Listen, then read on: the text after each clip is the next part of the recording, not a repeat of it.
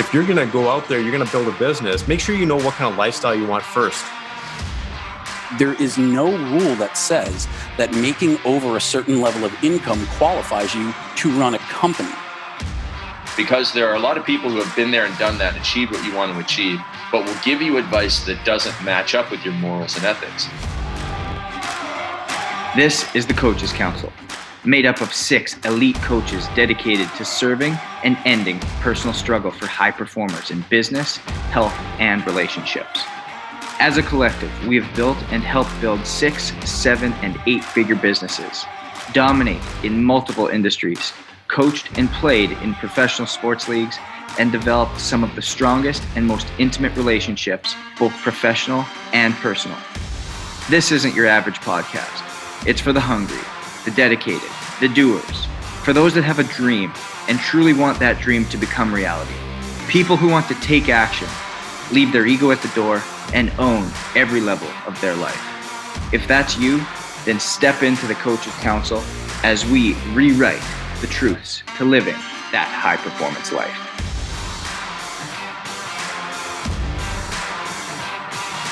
Welcome back to another week of the Coaches Council. We got John Romanello, Purdeep Sangha, and Mr. Craig Ballantyne. Gentlemen, great to see you as always. How we doing?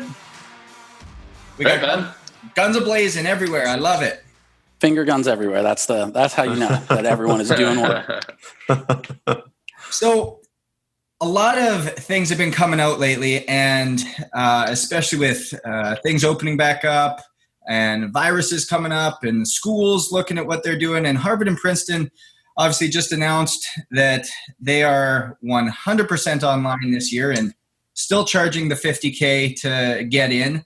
And it's caused a lot of entrepreneurs to really go up in arms and kind of speak to their opinions on this. I've heard a lot that the argument that, you know what, is it life or is it school education that really makes the entrepreneur? Or is it that you should just go to school for the jobs that require it, from a lawyer to a doctor to those types of things? So today I really want to touch on what does it take to be that modern day entrepreneur, given that that's what we are by nature, and what type of mindset really is there, and what does it take to get over the hump? Because not everybody is set to be an entrepreneur. Not everybody has the gumption or grit to be that entrepreneur. And as John was alluding to, have the patience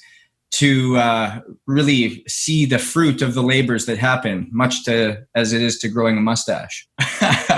But John, so what is it that you have seen that really makes that modern day entrepreneur successful? Oh goodness, I don't know why you're addressing this to me. Firstly, let me just touch on. Well, you live with a very successful modern day entrepreneur, so just tell us what she does all day, and then we'll give her $50,000, and then everybody can go home. Craig is referring to my partner Amanda Bucci, who is a tremendously successful entrepreneur, and one of the things that she talks about and has been really shifting her business towards this year is a discussion of finding what I would call your true north and what she refers to as your entrepreneurial archetype. And she splits it into 4 primary categories: someone who is a teacher, a coach, a creator, or an entrepreneur. And I know that last one sounds a little redundant. So I think that's actually, it stems from a lot of conversations that she and I had, where so many people in our industry, in the coaching industry, they build their business to a certain level, and then they decide that they need to scale, and they never ask themselves this question. And this was a position I found myself in, which was, do I want a big business, or do I just want to make more money? And by not asking myself that question, I allowed myself to be led by the nose by the allure of what it was to be in a certain category of entrepreneur. That, guys like the Tim Ferrisses and the Gary Vaynerchuks, who are in the pantheon of the modern entrepreneur industry. And what I think it comes down to is you don't necessarily have to do a bunch of shit that you don't like to get stuff that you probably might not want.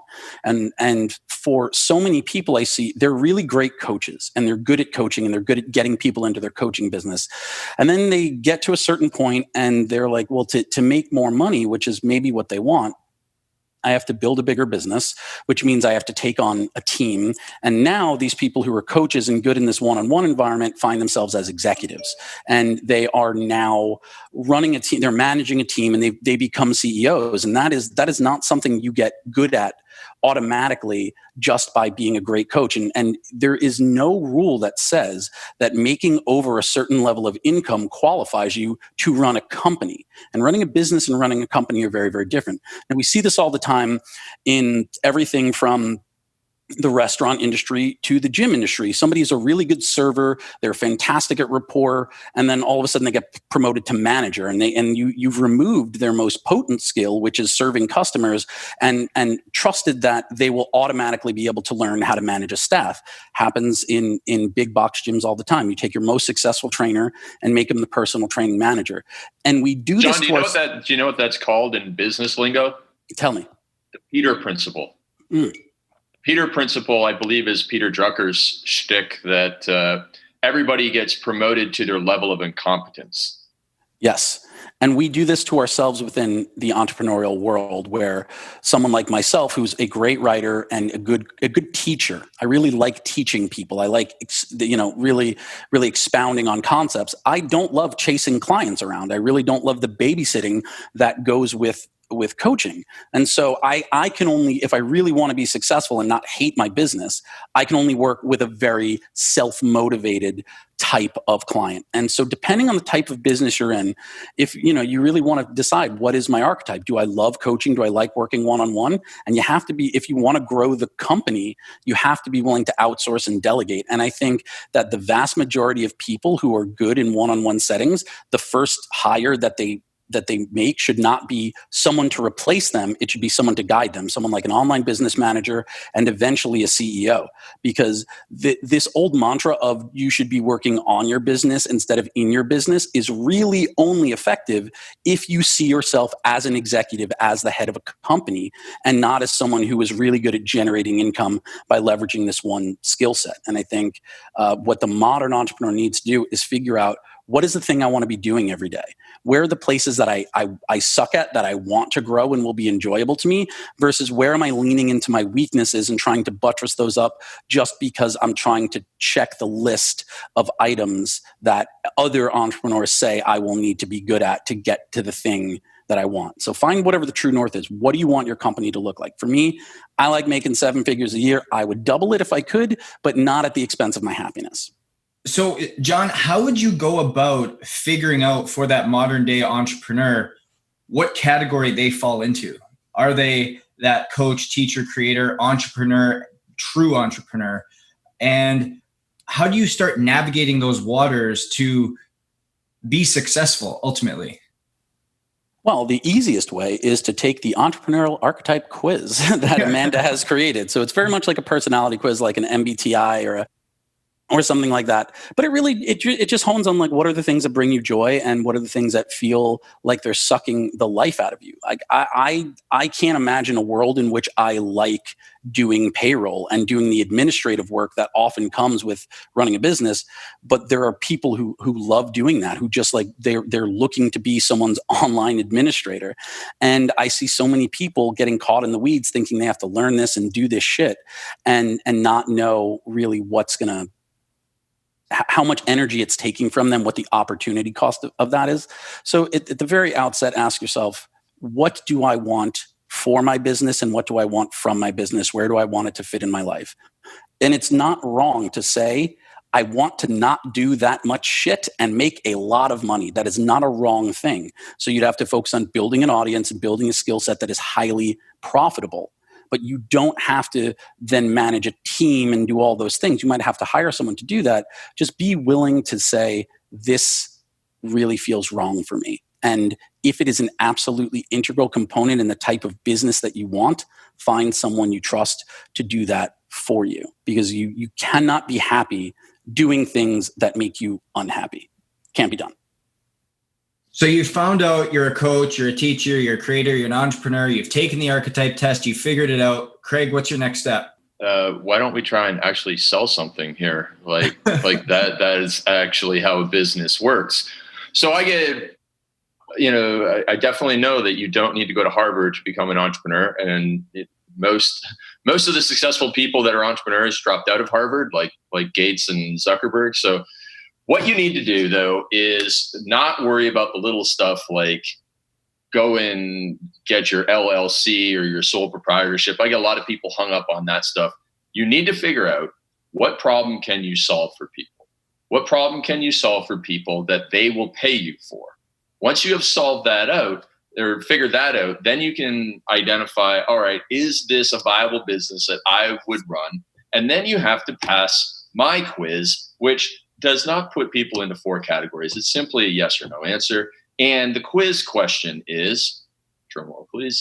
The quiz question is, are you willing to continue doing this on the day that your significant other leaves you, your dog gets hit by a car, and you get punched in the nuts, all in the same day? Because this will happen to you, and you will have to wake up and go and run the business. And if you have people working on your team, you will have to be better than them. You can never be below them in terms of performance, energy, commitment to the vision. With all of that stuff, on your worst day, are you willing to show up and do this? And I think John, on his worst day, is going to be willing to show up and write, or at least, that is going to bring him some pleasure on his worst day. And for me, I am willing to show up and do my coaching on my worst day because I like it. And I think that you don't have to be passionate about something in order to turn it into a business, but you need to be passionate about the process or about the idea of, providing a service. Like I have a friend, his name is Matt, not my name, but his name is Matt Smith. And he runs a company called Royalty Exchange, which helps songwriters. Basically, they can sell their song royalties now for a lump sum. And is Matt passionate about music? Not any more than most people, but he's passionate about solving a problem. And so he runs this business, which is, he's not in, he doesn't play any instruments. So it's just figuring out, but he figured out what problem he could solve for people. And he's passionate about solving problems for people and building teams. And so once you figure, and he's willing to do that even through the thick and thin. And like most entrepreneurs, he's gone through thick and thin. So figure out a problem to solve, start building a solution, see if people will give you money for the solution. If they won't give you money for the solution, then you either haven't articulated how you can solve somebody's problem well enough, or you have come up with something that people are not willing to pay for. And John, back in back in 2009 when we first met, somebody came to me. This is a funny story that John will laugh at, and hopefully other people will see how important it is to make sure that you're solving a problem that people care about. So somebody came to me back in 2009 when I was helping other fitness entrepreneurs start their fitness business. And they sent me their website and they said, I want your opinion on this. And the website was called Get Fit While Ironing Without the Ironing. I swear to God, that was what it was called. And I said, I don't think this is going to work. And they said, I knew you were going to say that. Anyways, so they were solving a problem that was not somebody's problem, so they're not going to make sales. But somebody could have a program like a nutrition program or a sales course or an Instagram course, and it could really solve somebody's problem, and people want that problem to be solved, but their sales copy or their sales message is not good enough. So if you do all your best and you fix that sales copy and you still can't sell it, then you probably have chosen the wrong business. But those are the things that the basics that you need to do. You need to go and sell something, and if people won't buy it, then there's something wrong with your idea and you need to fix it. And you don't have to go to Harvard for that. Yeah, if I could just add to that, I think that's totally bang on there, Craig, because that's the challenge that I see a lot of entrepreneurs, especially startups, face right now. I'm seeing that quite a bit. So many people are focused on their product and service and not enough on their customers or their market.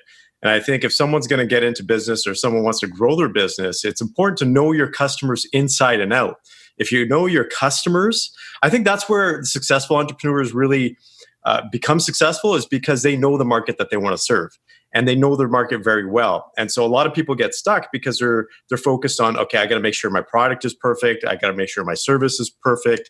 I can't make it, it's my reputation on the line. I just want to make sure everything's perfect.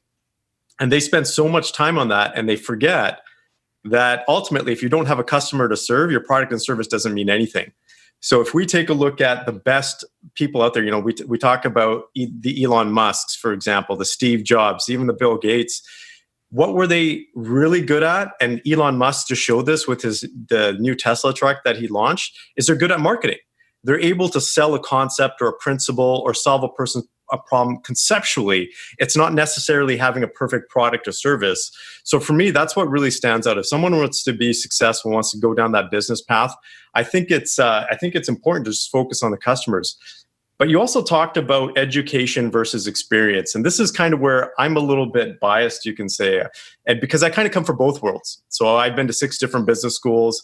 Came from the corporate world. So I was in the entrepreneurship world as well. And I can see that there's benefits of both sides, because I see a lot of entrepreneurs doing things just out of grit, for example, and they overlook some of the stuff that you can actually implement or learn in actual business school.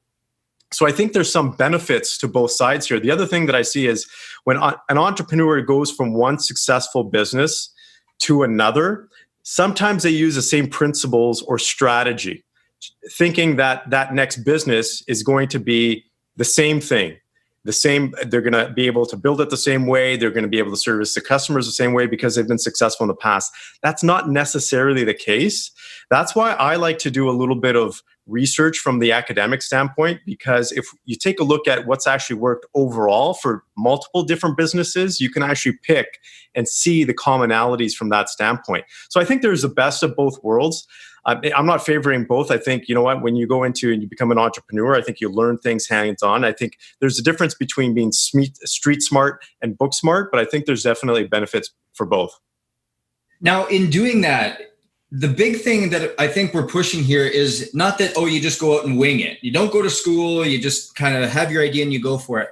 But I think mentorship and coaching and investing in something else other than an education, that is exactly what we're talking about, is going to somebody like yourself, Pradeep, or somebody like Craig in that business coaching world, or you need to, you've already gone and done that mentorship program. You've been there, you've been able to build a business, but something's struggling like Craig talked about, and you go and you hire John to help you write better, to get your copy out there so that people now, it catches their eye, because attention is ultimately what does it. So Craig, when you're trying to find a mentor, when somebody's getting into this space as an entrepreneur, they see the sexy, name and lights type of entrepreneurial space that they can get into, what would be the best bet for them to go and try to find a mentor? What are the steps needed so that they can go and be actually happy with the investment they make and not pay some snake oil salesman that leaves them worse for wear than they were before? So there's 2 ways to answer this question. First of all, if you're a young person and you have not started a business yet, and I say young, I mean like 16, 18, 20, I mean even up to 25, and you haven't started a business yet, I would do what I did when I was 12 years old, which was, and I didn't do this on purpose, I got lucky, is I went and worked for the best entrepreneur in my hometown. So I got paid $2.85 an hour, which was, the going rate back in 1988 or 89. And I was digging ditches for this entrepreneur who, he took care of his customers like gold. He treated them like gold. He was really great. He worked hard he was one of the first guys. He was the first person in. He was the last person to leave. I mean, this guy was like 55, 60 years old and working me into the ground at age 12 or 13. And his father was 90 years old and still coming in and working. But I learned so much about how to treat people, how to market, how to change with the seasons, how to, be kind to team and everything. So if you've got nothing, if you have no business and no money to invest, go get paid to be an apprentice, to be a great entrepreneur, particularly if it's in an industry in which you want to stay. I was working at a greenhouse and I didn't care one iota about the stuff we were selling. So I didn't take advantage of it as much as possible, but that's what I would do. And you were also 12. Yeah. Well, I mean, listen, if I lived in a city where there was a great gym, I would have quickly gone and worked at a great gym to learn from a great entrepreneur there. So if you can, that's bonus. But if you can just work, like, even if you have to work in a factory or restaurant, I don't care what, if it's run by a great entrepreneur, a great leader, and they're paying you to be there, man, that's the absolute best place to start if you got no scratch. Now, let's say you have a business and you're making 50, 100, 150, $250,000, $500,000, $1 million, $5 million. This is what you do. You find somebody who's been there and done that, achieved what you want to achieve. Been there, done that, achieved what you want to achieve. Step one. Step two, they share your morals and ethics, because there are a lot of people who have been there and done that and achieved what you want to achieve, but will give you advice that doesn't match up with your morals and ethics. And I'm not saying that every business entrepreneur, every successful entrepreneur is bad. I'm just saying that everybody has their own morals and ethics, and make sure you align yourself with somebody. And if you have bad morals and ethics, then don't be a business entrepreneur at all. The third thing is find somebody who has references. Like, if they're a business coach and they have people listed on their site, then you should be able to contact those people. You should be able to connect with the entrepreneur, the entrepreneur's employees, and say, I want to connect with this person. I want to ask them more questions about their testimonial on your website. You should be able to do that. You would do that for a plumber, a lawyer, a personal trainer. Why would you not do that for a business coach?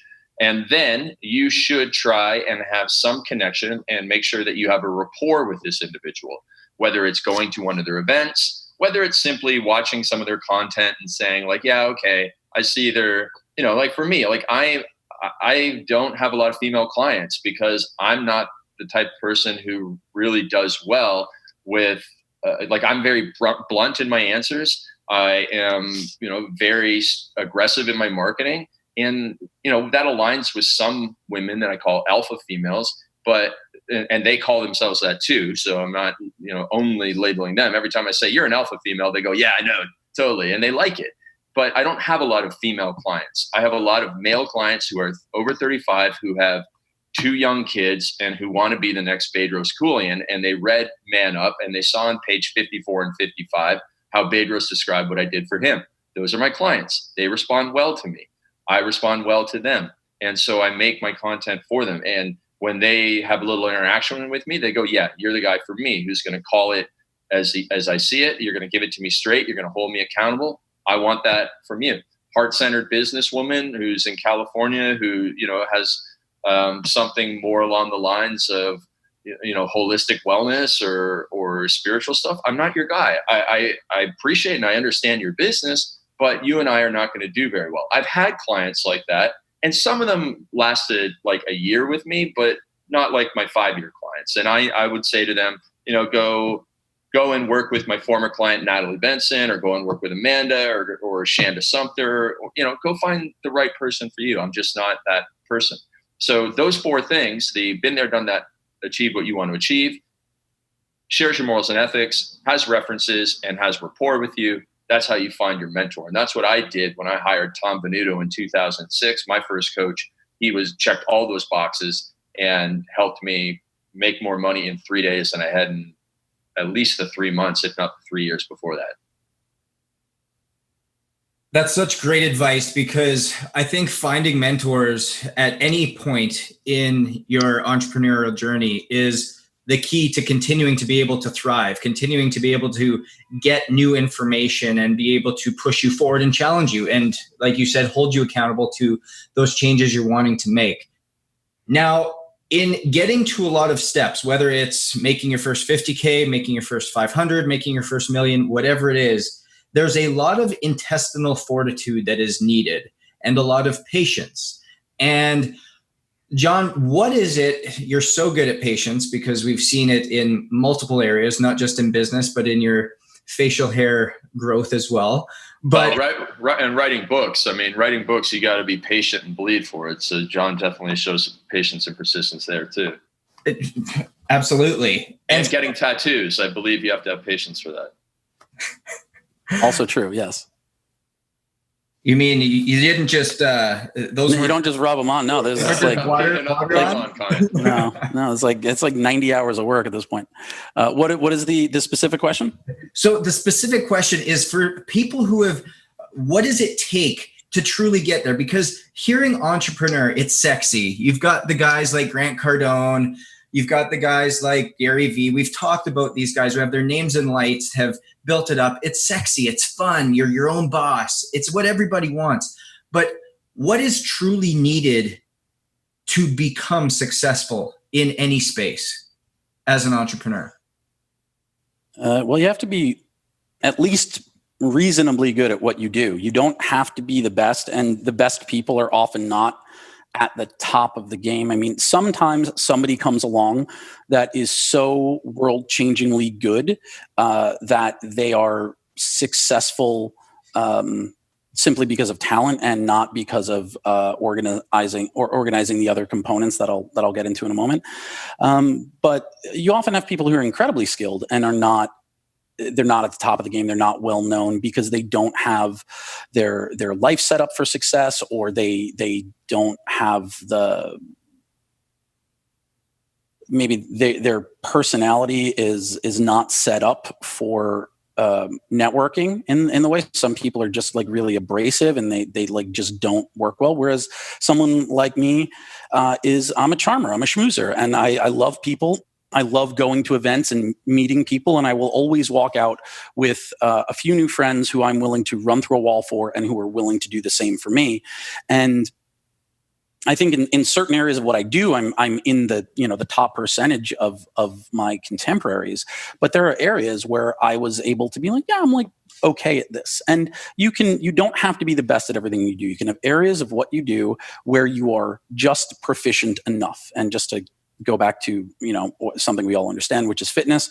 I was one of the top coaches in the world in fitness, but I'm not a great movement coach. Like I just show you what to do, and if you can't do it, I'm like, what the fuck is wrong with you? And I have to like progress and regress that. That's why I work with athletes. I show it to them, they do it. They're freaks of nature. Whereas having to teach a squat pattern to someone whose body just does not biomechanically get it was hard for me. But I can write incredible programs. I was I believe one of the best fat loss programmers in my day. And so there are areas where you need to look at like what makes me very successful, where do I excel, and then lean into that, and then sort of understand the things you're not particularly good at. So you have to have an above average level of proficiency at what you do. You have to be willing to build a network in some way, whether you are just naturally charming and there's a charisma and a gravitational field around you, like some people say about Trump, for example, or Bill Clinton, or many of these other people. Other times, for most of us, it's the pay-to-play model. You have to be willing to invest as much in the network as the education.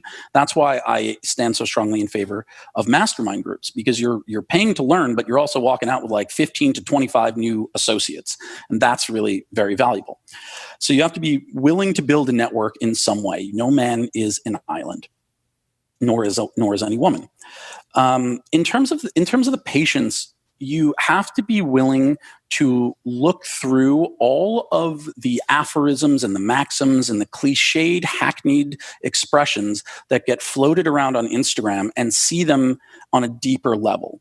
Like people say, success happens outside your comfort zone. And that isn't untrue. But really what it is everything happens iteratively. Success happens, if this is your comfort zone in this little circle, it doesn't happen 50 feet from the edge of that circle. If you jump there immediately, you will be out of your depth. You'll be overwhelmed. And for many people, they will suffer a crushing defeat that will crush their confidence.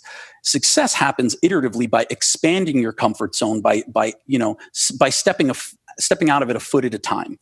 And so the patience that develops over time is evidentiary patience, which means that you get out of your comfort zone and you're collecting evidence that nothing bad is happening and usually something good is happening. And that expands that circle. And so you have to be willing to be patient in an active way rather than to be passively patient, which is waiting for opportunities to come, waiting for good things to happen, to fall in your lap. You have to be willing to make a series of small steps, and over time that moves the needle and it expands your ability to tolerate risk, to just be resilient. And I think that most people expect entrepreneurship to be terrifying and scary, and it is conceptually, but once you're in it day to day, it's not taking a series of massive risks all the time, because most of those would probably not work out for you. And I learned a lesson in poker, which is that you win a ton of small hands as often as you can to allow you to have the chip buffer to absorb the damage if you lose a big hand. Ideally, you'll win the big hand too. The big risks will pay off.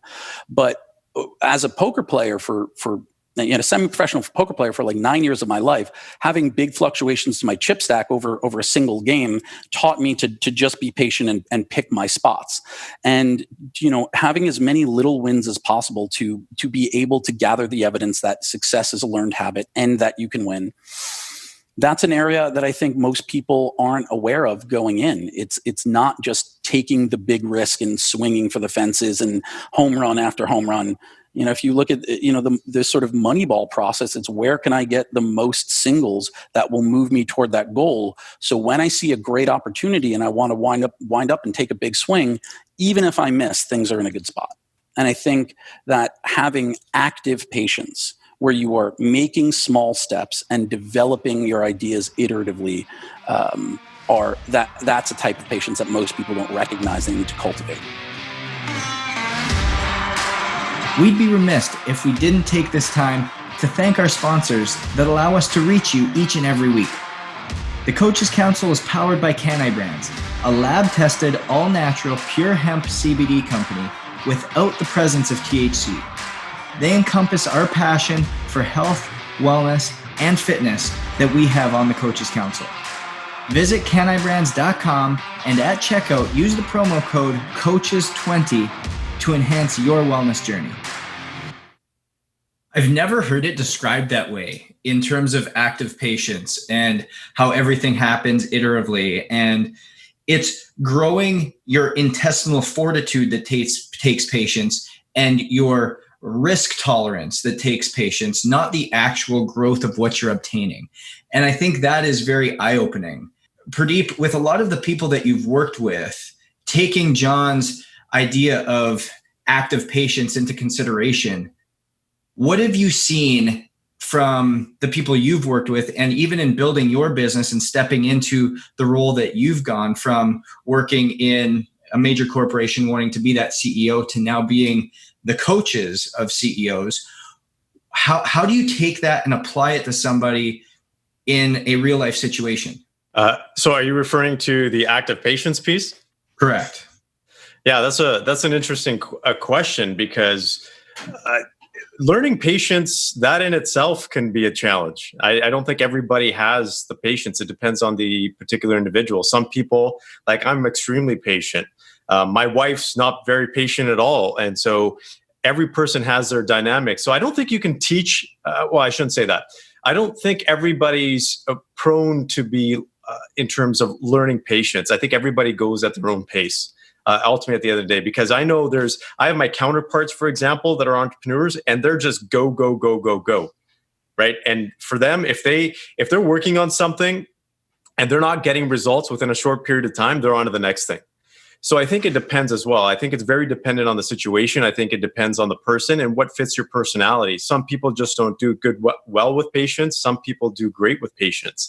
So for me, in terms of what I see is, you have to adapt. Your business has to adapt to who you are, or you have to adapt to your business.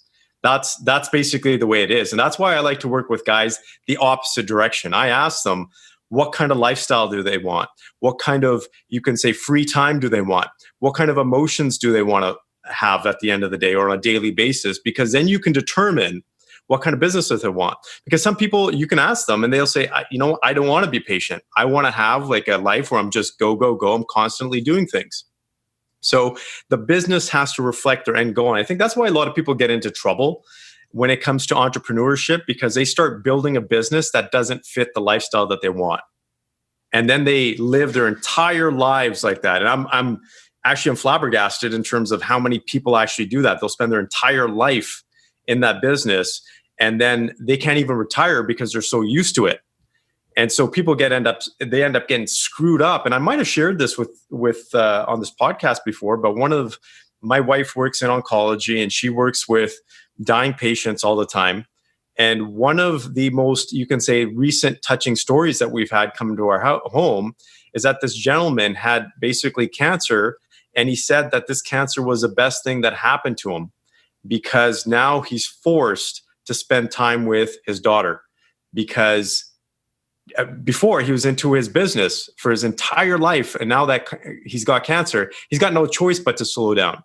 So to sum it up, here's my advice. If you're going to go out there, you're going to build a business, make sure you know what kind of lifestyle you want first, and then build a business that relates to that lifestyle, that will actually give you that lifestyle that you want.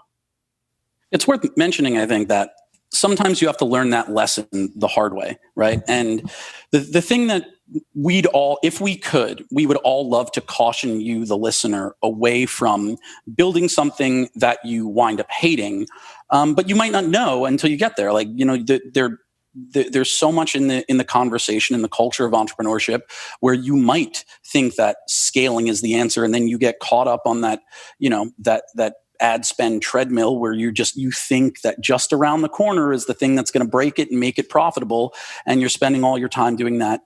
Or it could be profitable, and then you get to the point where, like Craig or myself, you want to change industries, and you might have built some sort of golden prison for yourself where you're in an industry that is paying you so much, but you don't enjoy it anymore, and now you have to seed the ground so that you can make a pivot. And it's one of the reasons that I am constantly telling people to focus on the skills that are universally applicable and transferable to anything. And that includes, things like copywriting, like mentorship. And I actually mean like being a mentor to someone.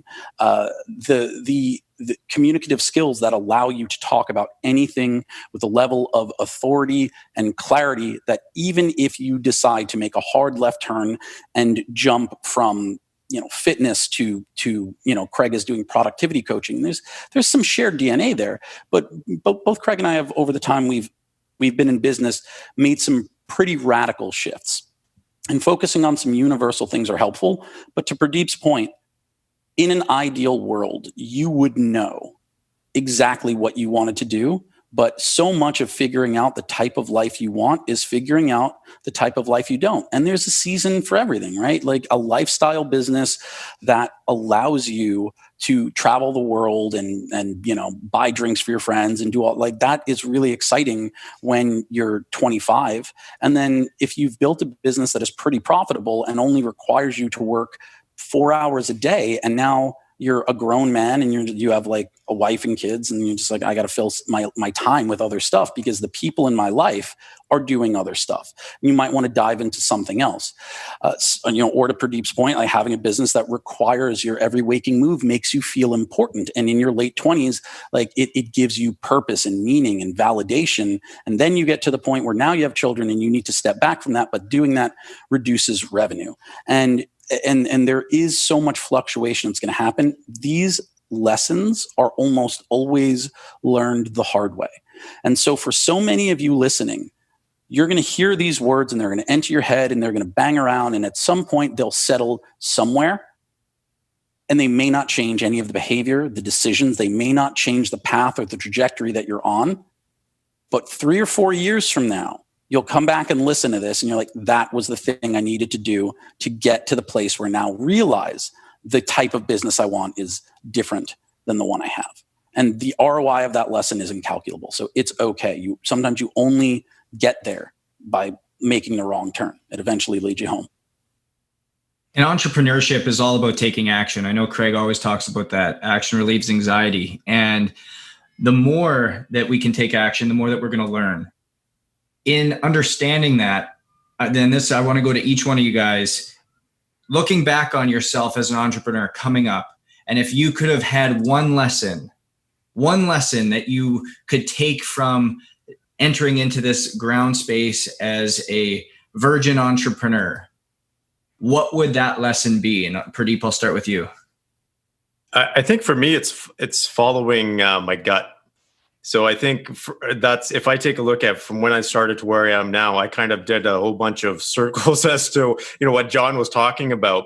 But I really came back to what my gut was telling me. So I think there's a powerful, you can say, insight in our unconscious minds in terms of our intuition and our gut. Sometimes we need to follow that because we end up in that path ultimately anyways. Craig, what about you?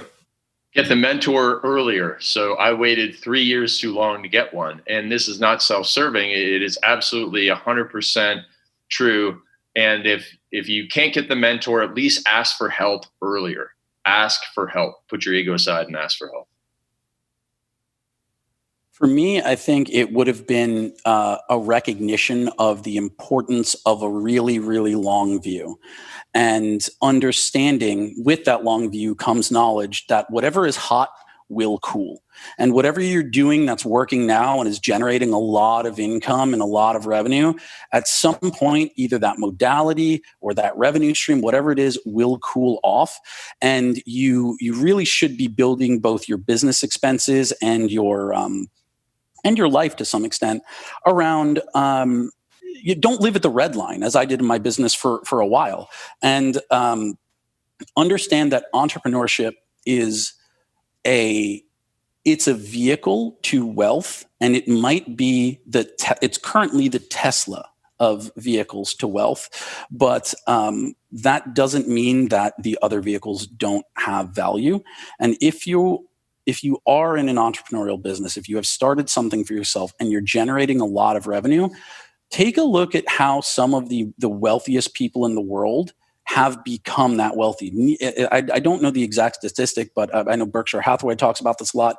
It's some outstandingly high percentage of the world's wealthiest people are invested in real estate. So if you're not at least looking at that, you don't have to be spending all your money on your house. Investment properties are great.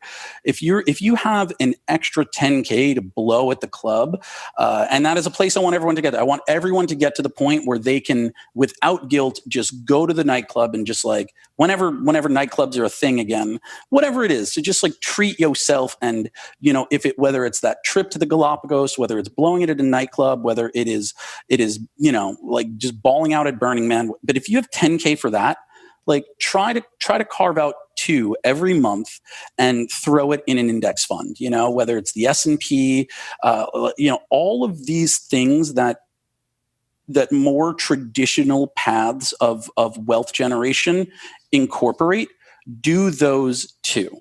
Because right now you are able to generate a lot of money for yourself, but that may change at some point. And I don't say this to be a doomsayer. I say it because it would have been awesome if one of my mentors when I was 27 was like, hey, you know what? Do yourself a favor, just start throwing 20K a year into the S&P fund. And I didn't do that until later. And, the best time to plant a tree is 20 years ago, and the second best time is today. There are all of these more traditional ways of generating and building and developing long-term wealth and assets that entrepreneurs almost by default tend to eschew, simply because entrepreneurs like to think of themselves as rebels against the old guard establishment of business. And all the entrepreneurs who are currently up in arms, they're like, oh, fuck Harvard. Why would you pay $50,000 to get the education that you don't need? Those are often the types of people who are living at the red line because their entrepreneurship is their identity, and it's rebelling against this older type of wealth generation. I would say really look at the value of those things. If you can invest in the stock market, again, the S&P, over a long enough period of time, that will go up. Learn about wealth management and detach from the entrepreneur ego that I'll always be able to make more money. Because it is true that you will. You're developing universal skills, but you may not always be able to generate as much money in as little time. And if you're in one of those phases or businesses that is super hot right now, do that. Do some of the things that are proven. Maybe don't throw 20K into crypto hoping that it turns into 100 in the next 6 months. Put 20K in the S&P, understanding that over the next 6 years, it'll be 28. Do stuff like that, and it compounds. And it's a really, really important thing. And before I let us get off here, and get on my soapbox about Harvard and Princeton and just simply say, Everything has an ROI, and we live in a capitalist society, and everything is priced based on the expectation of that ROI. The value, like, keep in mind, when people are still spending $50K for Harvard, they're saving $20K on room and board, because what they're paying for is just the classes and the education, right? So Harvard actually costs close to $77 a year, all told, and they're not spending that money. They're living wherever they're living. Their room and board is not part of it. And they're spending $50,000 a year to be educated at Harvard. But what they're really paying for is the Harvard degree. They're really paying for the ability to graduate and say, I went to Harvard, because there is some sort of expected ROI that if you invest $200,000 in a Harvard education, you will get at least $200,000 worth of value, either in direct monetary compensation from jobs that you're able to get specifically because you went to Harvard, or for which you're not necessarily more qualified, but you're more readily considered for those, or you'll be able to earn it back faster. That's what you're paying for when you get a college degree. The ROI of Harvard is saying you went to Harvard. And Harvard, at this point, it's a changing, it really is a changing industry, education. And the bubble will burst at some point. And this pandemic could be the thing that bursts it. But Harvard is still charging what they're charging because they are still operating with the fundamental and so far accurate belief that people who have Harvard degrees are able to earn more money in a shorter period of time. And that is what the Harvard degree says. Can you take the Harvard syllabus online and get all of that information? Yes, absolutely. But walking into a job interview in a corporate setting and saying, like, I went to like Route 10 Tech, but I took the Harvard syllabus and I took all the exams, and in that system, I got a 4.0. I just don't have any way to verify that for you. Currently, in our model, that doesn't work. That may be changing. One of the few things that, for which I would say I 100% stand behind Trump's actions is his executive order that for government jobs, they're now considering people who have skills rather than purely degrees. That is the first step towards the changing world where the ROI of having a $200,000 degree isn't going to be as explicitly clear. And I just think that if you are surrounded by a lot of entrepreneurs, or if you're in the conversation of people who are shitting on the idea of still seeking a $200,000 higher education credential, which is what a degree is, they are not looking at things in terms of ROI. And that, to me, is pretty damning for an entrepreneur to not look at that. There is so much to be said for that degree. You're in you go to Columbia, you walk the same halls as Alexander Hamilton. You go to Princeton, you walk the same halls as F. Scott Fitzgerald. You go to Harvard, you walk the same halls as all of the Kennedy brothers. Like, to some people, that matters, and it doesn't just matter to those people. It matters to the people with whom they'll be networking. The Ivy League in particular, if you haven't, you can't understand that it's its own thing. So if you're one of those entrepreneurs like shitting on Harvard and Princeton for still charging what you consider to be an outrageous amount, you are not really understanding the club that having that degree gets you into and the thing that it can do for you.